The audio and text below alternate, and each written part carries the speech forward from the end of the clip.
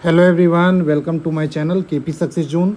दोस्तों, geography NCERT ninth का चल रहा था और बीच में थोड़ा रुक गया है। तो अब हम ज्योग्राफी एनसीईआरटी, आप लोग का नीचे कमेंट भी आ रहा है भाई पहले ज्योग्राफी करा दीजिए सर। तो ठीक है, ज्योग्राफी पहले कंप्लीट करा दिया जाएगा और आज से ज्योग्राफी का क्लास डेली आएगा। ठीक है, 2 पार्ट में आए लेकिन डेली आएगा। और नाइन्थ का 5वां चैप्टर हम लोग पढ़ रहे थे, आधा हो चुका है, आधा बचा है। इसके बाद एक चैप्टर और है नाइन्थ में, उसके बाद हम 10th स्टार्ट करेंगे।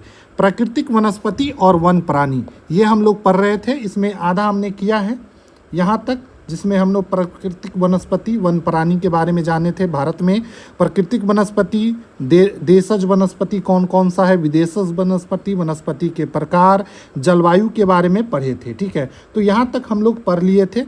इसमें भी अगर आप लोग देख सकते हैं तो एनसीईआरटी का पूरा निचोड़ आपको दिया जा रहा है ताकि आपको सारा कंसेप्ट क्लियर हो जाए नोट्स के रूप में। ठीक है, साथ ही दोस्तों, अगर आपको हमारा नोट्स चाहिए तो आप टेलीग्राम चैनल पे जुड़ सकते हैं। टेलीग्राम चैनल जो कि चैनल का जो नाम है उसी नाम से हमारा टेलीग्राम चैनल है। तो लिंक नीचे कमेंट बॉक्स में रहेगा, आप वहाँ से जुड़ जाइए। आज हम लोग पढ़ेंगे वनस्पति के प्रकार के बारे में। देखिए, भारत में 5 प्रकार की वनस्पति पाई जाती है। पहला है दोस्तों उष्णकटिबंधीय सदाबहार वन। उसके बाद है उष्णकटिबंधीय पर्णपाती वन, उष्णकटिबंधीय कटीले वन और झाड़ियाँ, पर्वतीय वन और मैंग्रोव वन। तो 5 प्रकार के वन के बारे में पढ़ेंगे। वहाँ पर कौन से लकड़ियाँ पाई जाती है, कौन कैसा जलवायु है, कौन कौन से जानवर पाए जाते हैं, तो सभी के बारे में डिटेल से पढ़ेंगे। और यहाँ से क्वेश्चन भी देखने को मिलता है एग्जाम में। ठीक है, चलिए सबसे पहले हम उष्णकटिबंधीय सदाबहार वन के बारे में पढ़ेंगे और इसे वर्षा वन के नाम से भी जाना जाता है। ठीक है, तो देखेंगे यह अत्यधिक वर्षा वाले क्षेत्रों में पाया जाता है। उष्णकटिबंधीय सदाबहार वन जो है अत्यधिक वर्षा वाले क्षेत्रों में पाया जाता है। पश्चिमी घाट, लक्षद्वीप, अंडमान और निकोबार द्वीप समूह, असम का ऊपरी वाला भाग और तमिलनाडु का तट, ये सब जो एरिया है यहाँ पर उष्णकटिबंधीय सदाबहार या फिर वर्षा वन देखने को मिलता है। पश्चिमी घाट कौन सा हो गया, तो ये जो भारत का नक्शा है और ये देखिए ये है पश्चिमी घाट। ठीक है, तो यहाँ पर आपको सदाबहार वन देखने को मिलता है, वर्षा वन भी बोलते हैं। उसके बाद लक्षद्वीप, ठीक है, और अंडमान निकोबार द्वीप समूह। लक्षद्वीप जो है दोस्तों इधर है, यहाँ पर कुछ अरब सागर में, और अंडमान निकोबार द्वीप समूह यहाँ पर 2 द्वीप समूह भारत का है। यहाँ पर है दोस्तों लक्षद्वीप। ठीक है, लक्षद्वीप है जिसकी राजधानी कवरत्ती है। अंडमान निकोबार द्वीप समूह ये है दोस्तों बंगाल की खाड़ी में, तो इसको भी ध्यान रखेंगे। अंडमान और निकोबार ये दोनों द्वीप है। द्वीप क्या होता है, वैसा जगह जो चारों तरफ से क्या हो, जल से घिरा हो। ठीक है, तो यहाँ पर उष्णकटिबंधीय सदाबहार वर्षा वन देखने को मिलता है। यहाँ पर वर्षा की मात्रा ज़्यादा होता है। उसके बाद असम के ऊपरी भाग में और तमिलनाडु के तट पर इस तरह के वन देखने को मिलता है। यहाँ पर वर्षा की मात्रा 200 सेंटीमीटर से अधिक देखने को मिलता है और थोड़ा समय यहाँ पर शुष्क भी रहता है। ठीक है, वृक्ष की लंबाई जो है यहाँ पर उष्णकटिबंधीय क्षेत्र में वृक्ष की लंबाई कितनी होती है, तो 60 मीटर से अधिक यहाँ पर वृक्ष लंबी देखने को मिलता है। ठीक है, यहाँ हर प्रकार की वनस्पति, वृक्ष, झाड़ियाँ, लता उगती है। हर प्रकार के वृक्ष, झाड़ियाँ, लता, ये सब चीज़ आपको उष्णकटिबंधीय सदाबहार वन में देखने को मिलता है। यहाँ सालों भर वर्षा होता है, जिसके कारण यह सालों भर क्या हो रहता है, हरा भरा रहता है। व्यापारिक महत्व की लकड़ियां भी यहाँ पर देखने को मिलते हैं, जैसे कि आबनूस, महोगनी, रोजवुड, रबर और सिंकोना। तो पूछा जाता है कि महोगनी जो लकड़ी है वो कहाँ देखने को मिलता है, कौन से वन में, तो उष्णकटिबंधीय सदाबहार वन में इसको देखने को मिलता है। तो ये सारा चीज़ आपको याद होना चाहिए। यहाँ पर पाए जाने वाले जानवर की बात करें तो हाथी, बंदर, लेमूर, हिरन, ये सब जानवर आपको यहाँ पर देखने को मिलेगा। साथ ही दोस्तों एक सींग वाला गेंडा असम और बंगाल के क्षेत्र के दलदली वाले क्षेत्रों में देखने को मिलता है। और असम का जो काजीरंगा नेशनल पार्क है वो फेमस है एक सींग वाले गेंडा के लिए, तो इसको भी ध्यान रखेंगे। इसके बाद दोस्तों विभिन्न प्रकार के पक्षी, चमगादड़, रेंगने वाले जो जीव होते हैं, ये सब चीज़ आपको देखने को मिलता है। तो ये था दोस्तों उष्णकटिबंधीय सदाबहार वर्षा वन। ठीक है। देखिए उष्णकटिबंधीय सदाबहार वर्षावन यहाँ पर फिगर के रूप में दिखाया गया है और देखिए कितना हरा भरा है। इसकी ऊंचाई देखिए यहाँ पर 60 मीटर ऊंचाई यहाँ पर देखने को मिलता है वृक्षों की, ठीक है। तो यही है दोस्तों उष्णकटिबंधीय सदाबहार वन। आप फिगर भी देख लिए। चलिए इधर आते हैं। सारा नोट्स आपको जितना भी निचोड़ है इसका आपको नोट्स के रूप में दिया जा रहा है, ठीक है। चलिए अगला है दोस्तों उष्णकटिबंधीय पर्णपाती वन। तो भारत में सर्वाधिक क्षेत्र पर फैला हुआ है उष्णकटिबंधीय पर्णपाती वन। सबसे ज़्यादा भारत में अगर कोई वन क्षेत्र है तो वो है उष्णकटिबंधीय पर्णपाती वन, ठीक है। 5 प्रकार के वन है जिसमें सबसे ज़्यादा फैलाव जो है उष्णकटिबंधीय पर्णपाती वन का है, ठीक है। मानसूनी वन भी बोलते हैं इसको, मानसूनी वन बोलते हैं, ये मानसूनी वन है, ठीक है। यहाँ पर वर्षा 70 सेंटीमीटर से 200 सेंटीमीटर के बीच होती है। 6 से 8 सप्ताह के लिए वृक्ष ग्रीष्म ऋतु में पत्तियां गिरा देती है। यहाँ के जो वृक्ष है, पेड़ पौधे हैं, वो क्या करती है 6 से 8 सप्ताह के लिए अपना पत्ती पूरा गिरा देता है। आप लोग भी देखे होंगे पतझड़ का जब मौसम होता है तो सारा पत्ता वृक्ष क्या करती है नीचे गिरा देती है। पर्णपाती वन की बात करें तो पर्णपाती वन 2 प्रकार के होता है, एक है शुष्क पर्णपाती वन और दूसरा है आर्द्र पर्णपाती वन। आर्द्र पर्णपाती वन जहां पर वर्षा 100 सेंटीमीटर से 200 सेंटीमीटर के बीच होता है। पूर्वी भाग उत्तर पूर्वी राज्य मतलब जो उत्तर पूर्वी भारत जो है, उसके बाद हिमालय का गिरिपाद मतलब हिमालय का निचला हिस्सा और झारखंड में इस प्रकार के वन देखने को मिलता है। प्रमुख वृक्ष जो है दोस्तों पर्णपाती वन में आपको सागौन के वृक्ष देखने को मिलेंगे, साथ ही यहाँ पर बांस, साल, शीशम, चंदन ये सब के वृक्ष भी मिलते हैं। और देखिए बांस का इन सब जगहों पर सब्जी भी बनाया जाता है, जैसे कि अगर आप झारखंड चल जाए तो वहाँ पर बांस के सब्जी भी बनते हैं, या नॉर्थ ईस्ट में चल जाए तो बांस को कई तरह से यूज करते हैं, उसके फूलों का यूज करते हैं। उसके बाद आता है दोस्तों दूसरा शुष्क पर्णपाती वन।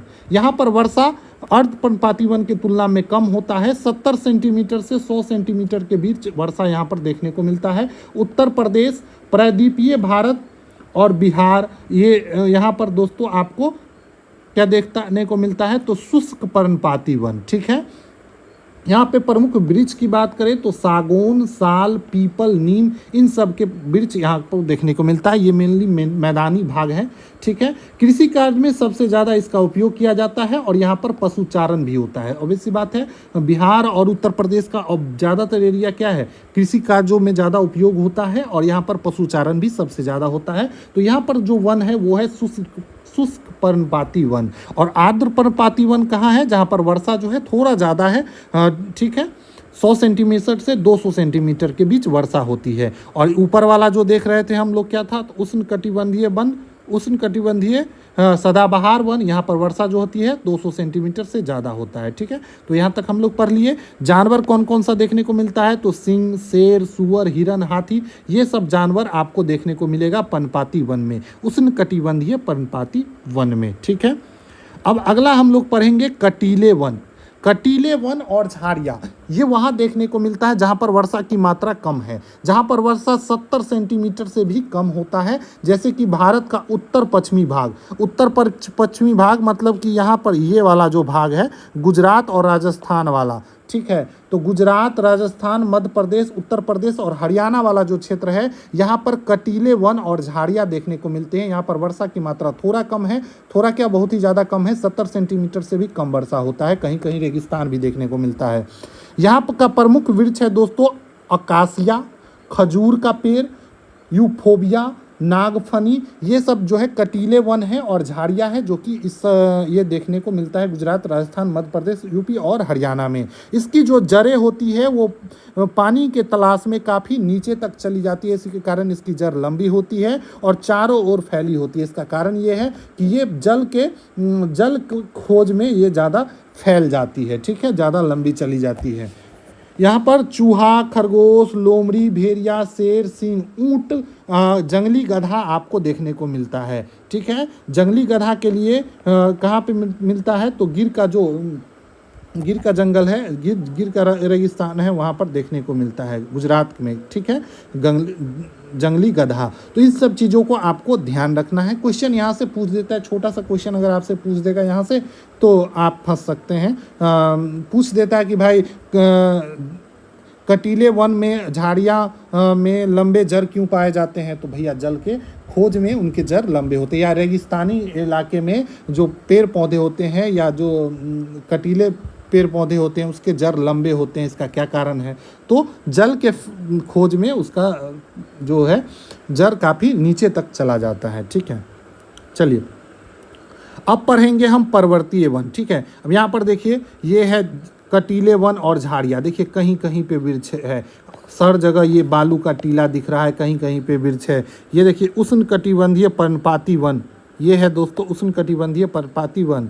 ठीक है, तो इन सब चीज़ का फोटो भी यहाँ दिया हुआ है, आप वो भी देख लीजिए। चलिए अब देखेंगे पर्वतीय वन।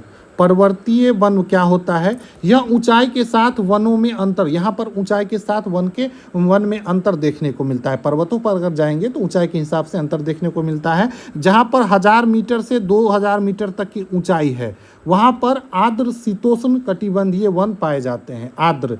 ठीक है, यहाँ चौड़ी पत्ती वाले ओक और चेस्टन जैसे वृक्ष की प्रधानता है। ठीक है, पर्वतीय वन में भी आपको ऊंचाई के हिसाब से अंतर देखने को मिलता है। 1000 मीटर से 2000 मीटर तक ऊंचाई तक अगर जाते हैं तो आपको ओक और चेस्टन के जैसे वृक्ष मिलेंगे, जिसके पत्ती जो है दोस्तों कैसे होते हैं? तो चौड़े होते हैं। उसके बाद अगर आप 1500 मीटर से 3000 मीटर की ऊंचाई तक, मतलब और अधिक ऊंचा जाएंगे, तो आपको शंकुधारी वृक्ष मिलते हैं। कैसे मिलते हैं? शंकुधारी वृक्ष। पूछा जाता है शंकुधारी वृक्ष कौन कौन से है और कहाँ पाया जाता है? तो पर्वतीय वन है, और ये 1500 मीटर से 3000 मीटर की ऊंचाई पर पाया जाता है। इसमें आ जाता है आपको चीर का पेड़, जिसको पाइन भी बोलते हैं, देवदार का वृक्ष, सिल्वर, फर, स्प्रूस, सीडर, ये सब जो है दोस्तों ये शंकुधारी वृक्ष है। इसको आप लोग ध्यान रखेंगे। अधिक ऊंचाई पर शीतोष्ण कटिबंधीय घास का मैदान, और अधिक ऊंचाई पर जाएंगे तो पेड़ का लंबाई, जैसे जैसे आप लोग ऊंचाई पे जाइएगा पेड़ का लंबाई क्या होता जाता है? छोटा होता जाता है। और सबसे अधिक ऊंचाई पे जाइएगा तो शीतोष्ण कटिबंधीय घास का मैदान आपको देखने को मिलता है। ठीक है, 3600 मीटर से अधिक ऊंचाई पर जाते हैं तो आपको शीतोष्ण कटिबंधीय वन पाया जाता है, और यहाँ पर अल्पाइन वनस्पति देखने को मिलता है। ठीक है,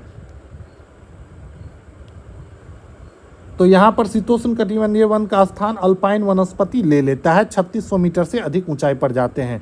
जैसे जैसे देखिए, जैसे जैसे हम हिम रेखा के निकट पहुँचे हैं, मतलब कि जैसे जैसे हम बर्फ जहाँ जमा हुआ है वहाँ पहुँचते हैं, तो वृक्षों की जो लंबाई है वो छोटी होती चली जाती है। पहाड़ पे अगर हम जैसे जैसे ऊंचे जगह पर जाएंगे, यहाँ पर अगर पहुँच गए, यहाँ पर बर्फ़ है और यहाँ पहुँच गए, तो यहाँ पर ज़्यादा छोटा वृक्ष दिखने को मिलेगा एज़ कम्पेयर टू यहाँ। ठीक है, तो जैसे जैसे हम ऊंचे जगहों पर जाते हैं वृक्षों की लंबाई क्या होता है? पहाड़ों पे छोटा होता जाता है। अधिक ऊंचाई पर आपको मॉस, लीचन घास, टुंड्रा वनस्पति पाया जाता है। तो पूछा जाता है कि टुंड्रा वनस्पति कहाँ पाया जाता है? तो पर्वतीय इलाकों में टुंड्रा प्रकार की वनस्पति पाई जाती है, और टुंड्रा जनजाति भी होती है, तो इसको भी ध्यान रखना है। यहाँ पर पशुचारण करते हैं गुज्जर और बकरवाल समुदाय जैसे घुमक्कर जाति के जो लोग हैं वो पशु चारण का काम करते हैं। कहाँ पर? तो जहाँ पर इस तरह के टुंड्रा वनस्पति पाया जाता है, इस तरह के मतलब कि घास का मैदान पाया जाता है। ठीक है, प्रमुख जानवर की बात करें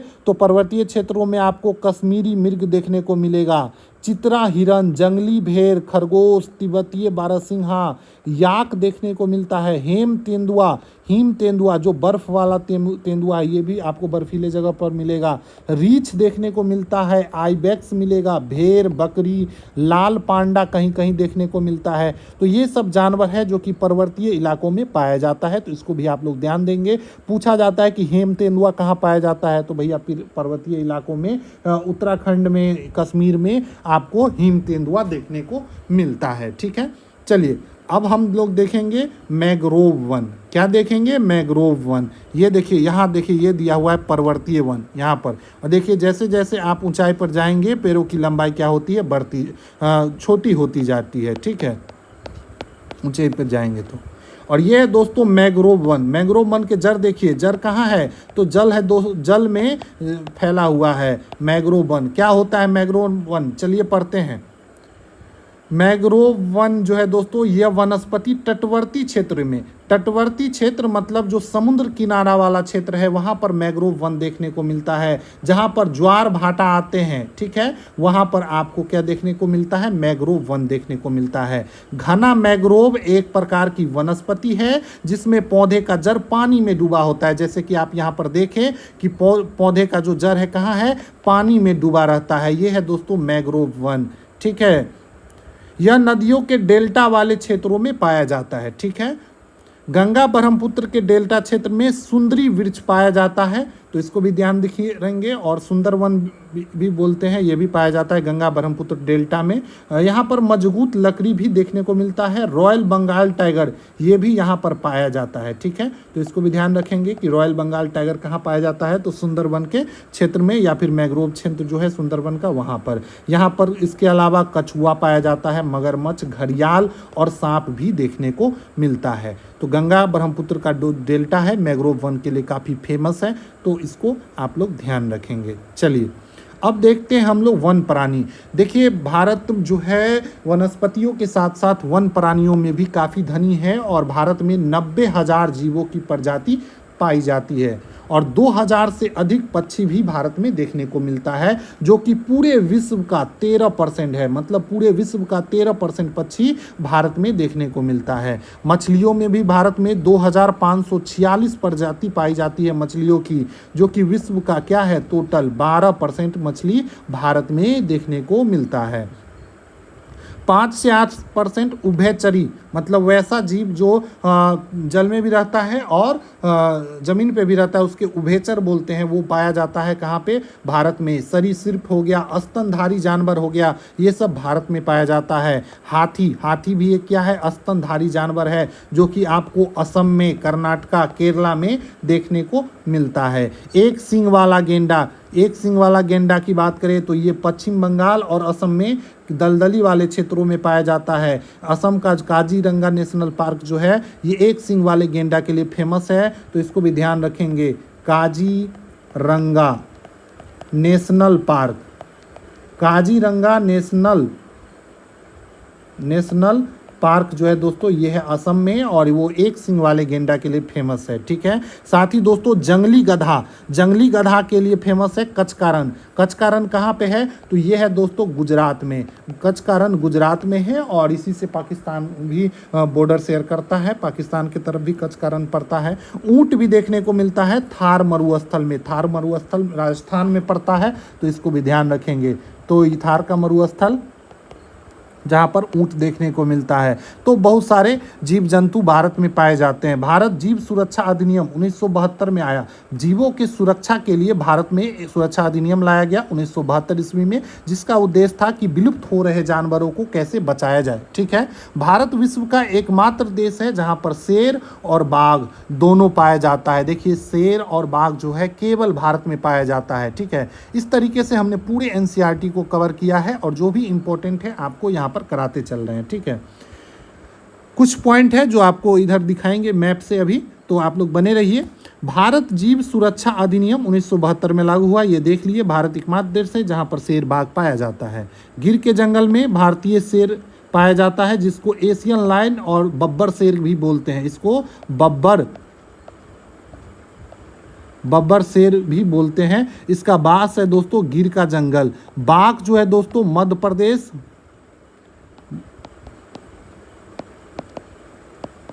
मध्य प्रदेश, झारखंड, वेस्ट बंगाल के सुंदरवन में देखने को मिलता है। वहीं बात करें याक को, तो याक कहाँ पाया जाता है, तो पहाड़ी इलाके में जहाँ बर्फ होता है। तो लद्दाख के बर्फीली ऊंचाई पर आपको याक देखने को मिलता है। बारहसिंघा, भारल जिसको नीली भेड़ बोलते हैं, ये भी लद्दाख में देखने को मिलता है। जंगली भेड़, कियांग, ये सब जानवर आपको लद्दाख में देखने को मिलेगा, ठीक है। तो इसको ध्यान रखना है। उसके बाद घड़ियाल है, मगरमच्छ की प्रजाति विश्व में केवल भारत में पाई जाती है। तो मगरमच्छ के जो आंसू रोने वाले हैं, घड़ियाली आंसू रोने वाले, ये सब जानवर और ये इस प्रकार के आंसू वाले लोग भी भारत में ही देखने को मिलता है, तो इसको भी ध्यान रखेंगे। चलिए इधर आते हैं मैप में देखिए कुछ वन जीव अभ्यारण्य, पक्षी अभ्यारण्य और नेशनल पार्क की बात की गई है। तो देखिए यहाँ पर जो भी ब्लू कलर से है, ये देखिए ये है नेशनल पार्क। तो डाचीगाम नेशनल पार्क जो कि कहाँ पे है, जम्मू कश्मीर में है। उसके बाद देखिए राजा जी, जिम कॉर्बेट, ये दोनों नेशनल पार्क जो है दोस्तों उत्तराखंड में है। इसको भी ध्यान रखेंगे, याद रखना है। उसके बाद बात करें दुधवा नेशनल पार्क और चंद्रप्रभा जो है दोस्तों वन जीव अभ्यारण्य। चंद्रप्रभा जो है वन जीव अभ्यारण्य है। यहाँ पर देखिए इस तरीके के साइन दिए गए। इस मैप को आप अच्छे से ध्यान रख के सारा आप याद कर लीजिएगा। इसको भी हम एक स्क्रीनशॉट लेके टेलीग्राम चैनल पे डाल देंगे ताकि आप सारा नेशनल पार्क देख सके। ठीक है, दुधवा नेशनल पार्क और चंद्रप्रभा वन प्राणी अभ्यारण्य ये है दोस्तों उत्तर प्रदेश में, तो इसको भी ध्यान रखना है। उसके बाद काजीरंगा और मानस ये दोनों नेशनल पार्क है जो कि कहाँ पर है, तो ये है दोस्तों असम में। इसको भी ध्यान रखेंगे, पूछा जाता है।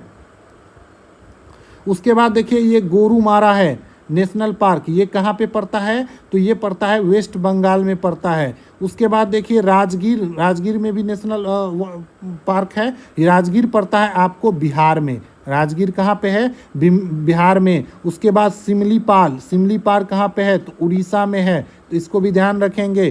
कान्हा ताबोदा ये पड़ता है मध्य प्रदेश में। संजय गांधी ये पड़ता है महाराष्ट्र में। तो सारा का नाम आपको याद होना चाहिए राज्य के साथ। उसके बाद देखिए सरिस्का, केवलादेव और रणथंबोर ये तीनों पाया जाता है। सरिस्का जो है दोस्तों ये वन प्राणी अभ्यारण्य है और पक्षी अभ्यारण्य भी है, और केवलादेव और रणथंबोर ये नेशनल पार्क है, और ये तीनों है दोस्तों आपको राजस्थान में। तो इन सभी को आपको याद कर लेना है। गिर जो है दोस्तों देखिए गिर नेशनल पार्क कहाँ पे है, तो गिर है आपको गुजरात में।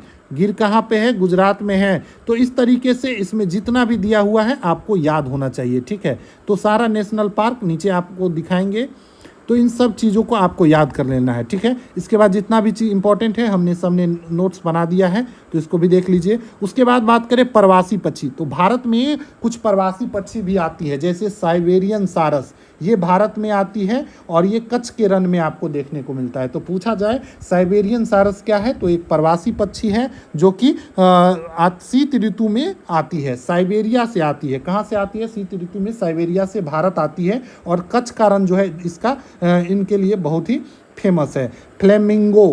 फ्लेमिंगो ये भी क्या है, एक प्रवासी पक्षी है। ठीक है, उसके बाद भारत के 18 जीव मंडल क्षेत्र है जिसको भी आपको याद रखना है। सुंदरवन जो कि कहाँ पे, वेस्ट बंगाल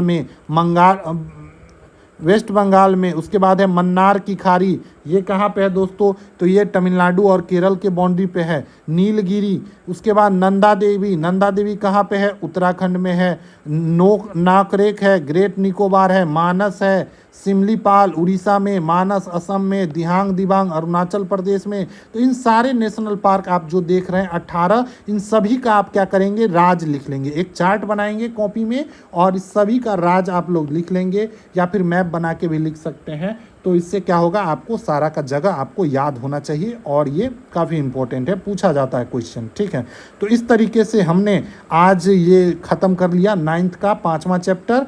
ठीक है, क्लास 9th का ज्योग्राफी का एक चैप्टर और बचा है, 6ठा चैप्टर। इसके बाद क्लास 9th कंप्लीट हो जाएगा, उसके बाद हम 10th शुरू करेंगे। ठीक है, देखिए बीच में थोड़ा सा गैपिंग हो गया था और आप लोग बार बार कमेंट भी कर रहे थे, तो चलिए रही सही माफ़ करते हुए वीडियो बढ़ाते हैं और डेली इसको लेके आते हैं आप सभी लोगों के लिए। ठीक है, चलिए मिलते हैं अगले वीडियो में, धन्यवाद।